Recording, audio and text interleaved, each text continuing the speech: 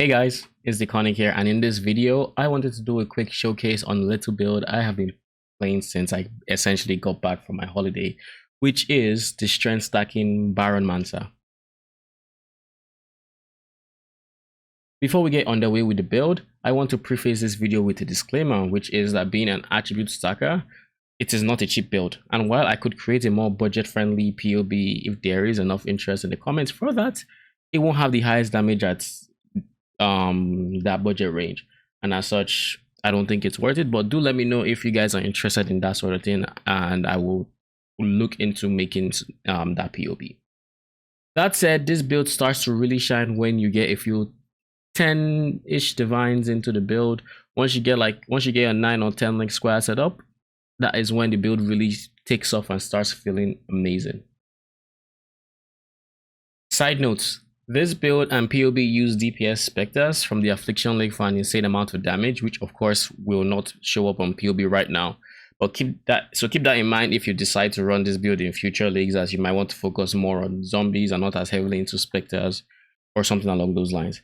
PoB is, however, going to be updating with Spectres in a few days, according to local identity on Twitter/Reddit.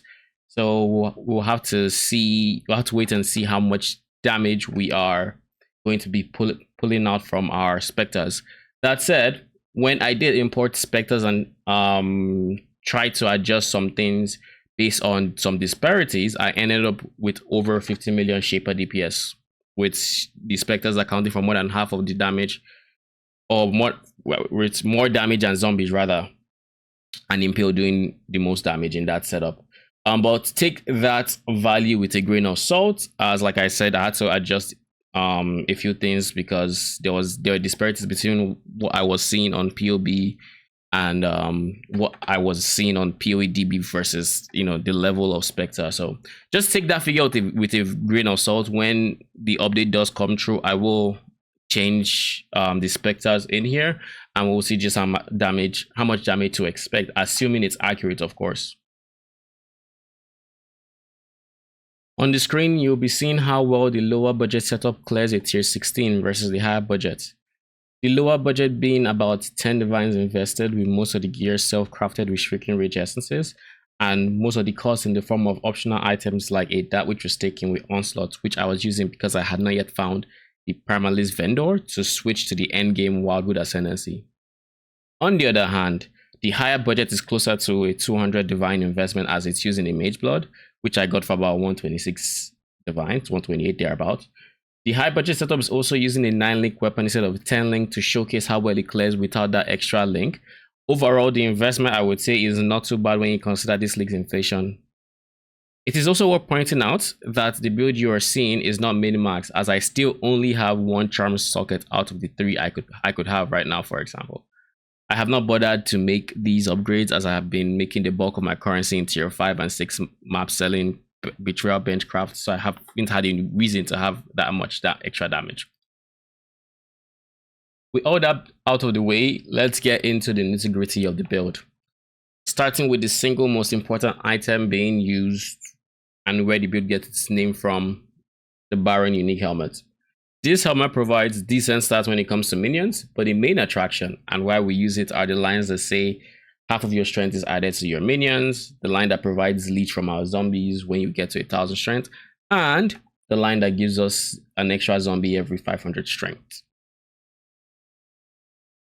These affixes make strength stacking a thing for minion build, as it gives us sustain in the form of leech, it gives all our minions increased melee damage and extra life. However, for this build, it goes one step further with our Spectre of choice, as we are making use of the perfect runic skeletons. They gain 20% physical weapon damage for every 10 strength they have, and while there is a split on how to interpret this line, from personal testing and gameplay, I'm inclined to believe it is just a generic increased damage modifier and not a base damage multiplier, as some believe. This means that even at 1000 strength, where our minions will have 500 strength, our Spectres will have a whopping 1000% increased physical damage, as well as 100% increased melee damage from strength innate scaling. One downside of this build is that the pieces we use are not the most popular, being a niche playstyle, so we might have to craft some of the pieces you want to get exactly what you need. That said, I am considering making videos on how to craft some of these items. I am also going to be adding some crafting steps to the notes section for the more niche items like this amulet, the percent strength, percent attribute amulet, which provides an absurd amount of flat and percent strength for how deterministic it is, costing me personally around 5 divines when I crafted it. The crafting steps are going to look something like this, and many of the items we are going to be crafting use similar methods, with Awakener orbs to guarantee 2 influence mods or elevated modifiers in some cases, just going from there. I am also including a document for crafting a 10-link weapon we use. Credit for the document goes to a fellow minion veteran who goes by Stormblind on the PoE Summoner Discord server. Now, let's talk gear. We are going to be making use of a 7-link weapon supported by Squire for an extra 3 links. This is where our zombie and specters are going to be. We are also using the Baron so we can stack strength, a chest piece with +1 strength, which is crafted on a budget by finding a good +1 base with decent life, preferably on an armor base. Crafting prefixes cannot be changed, and harvest rerolling resistances until you get good suffixes.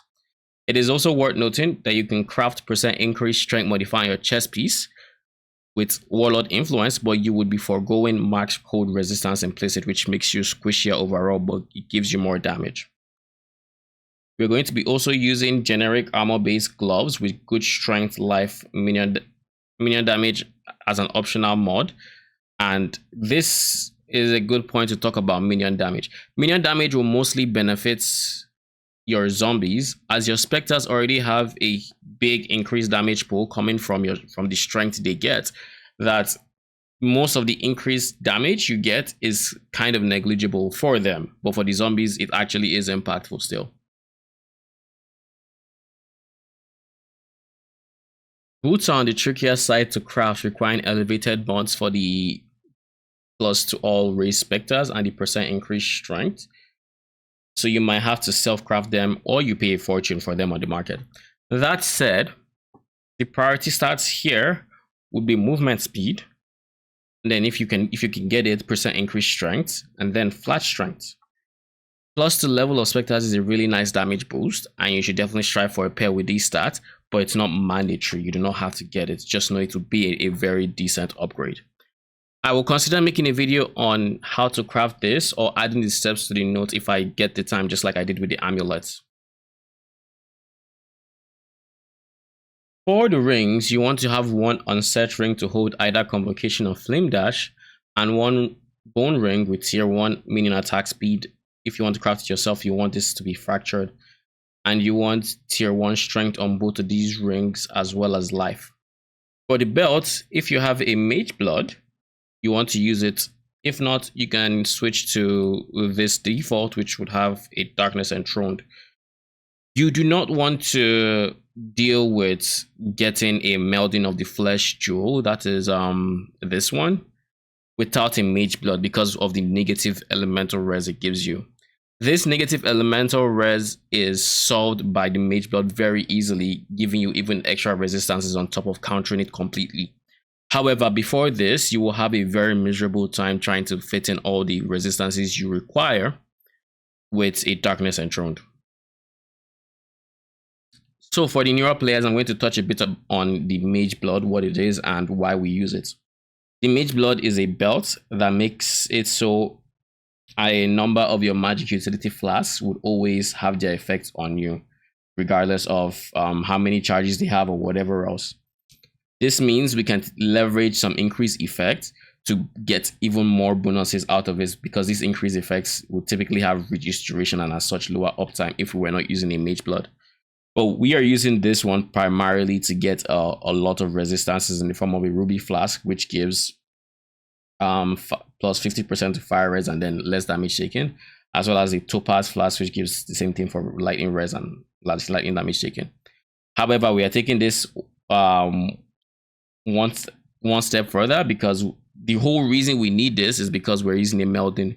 What does the melding do? The melding has three parts. The melding gives us a steep elemental res penalty. It takes all our elemental resistances and it reduces it by 70. So now we just have to find 70% on each elemental resistance to counter this downside.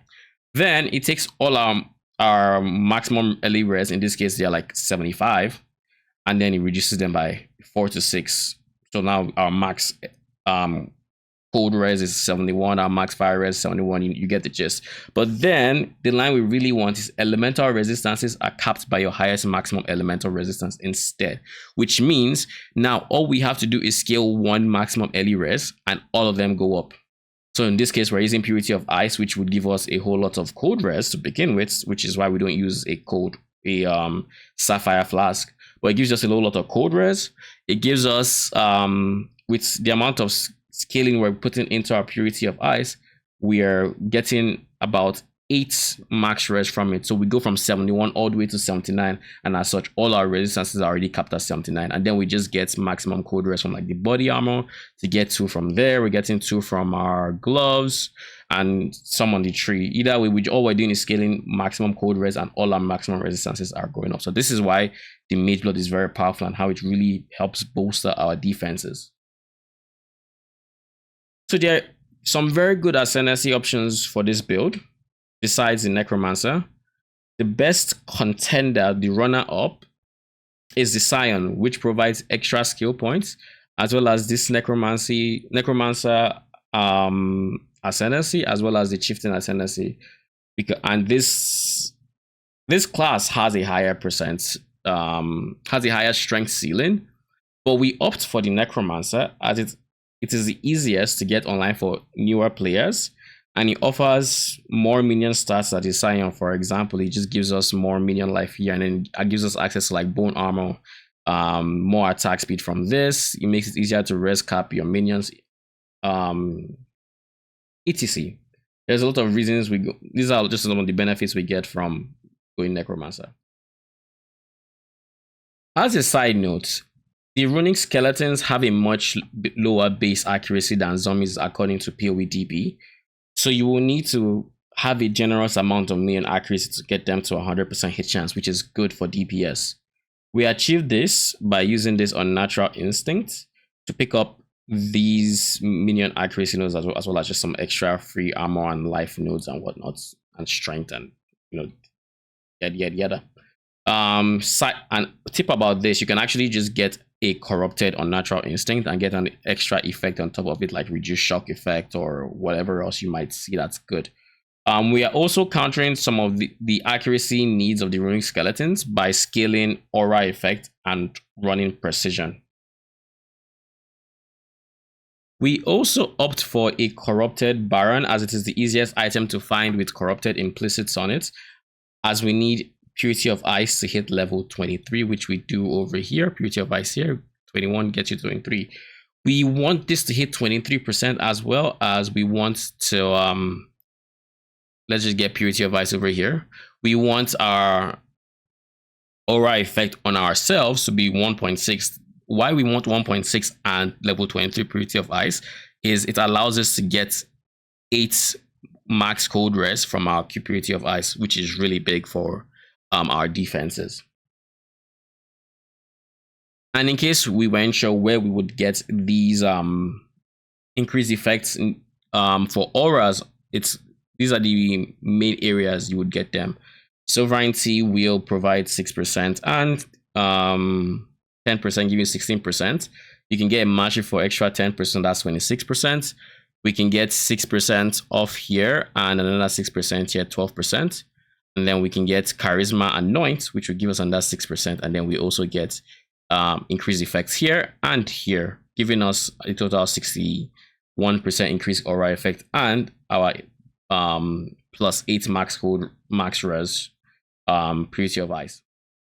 So on the topic of the Animate Guardian, because this is not the typical Animate Guardian we use, we have changed quite a bit, but that is because we needed to fit this build, and it's I would say it performs really well. I'm going to try to explain what each individual item does and then what the AG's role is holistically once I'm done with the items. So starting out, we have the sit implicit weapon.